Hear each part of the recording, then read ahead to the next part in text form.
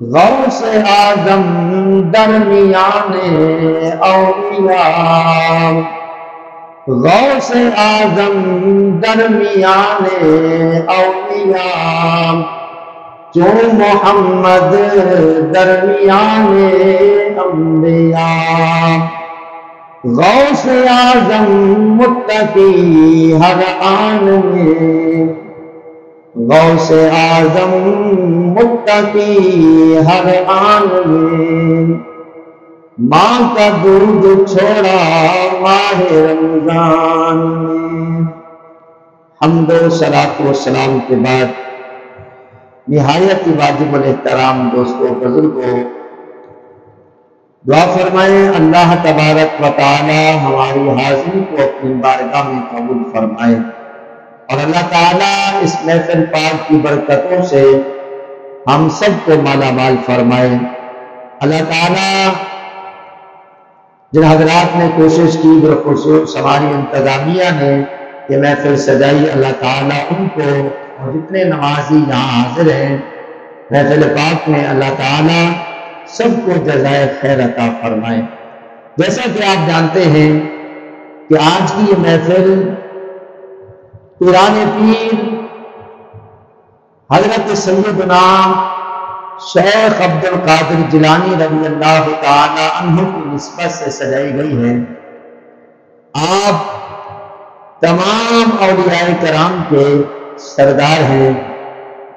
مولانا جلال الدین رومی رحمت اللہ تعالی علیہ فرماتے ہیں کہ اللہ تعالیٰ نے حضور سیدنا شیخ عبد القادر جیلانی کو تمام اولیاء میں ایسا مقام و مرتبہ عطا فرمایا جس طرح کہ نبی پاک صلی اللہ علیہ وآلہ وسلم کو تمام انبیاء میں سب سے زیادہ مرتبہ عطا فرمایا۔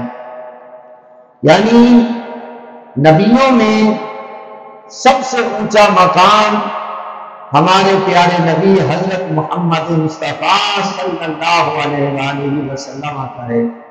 اسی طرح تمام اولیاء اعظام میں سب سے بڑا مقام، بڑی عظمت جسے اللہ تعالیٰ نے عطا فرمائی، وہ پیران پیر دستگیر حضرت سیدنا شیخ عبد القادر جیلانی رضی اللہ تعالی عنہ ہیں۔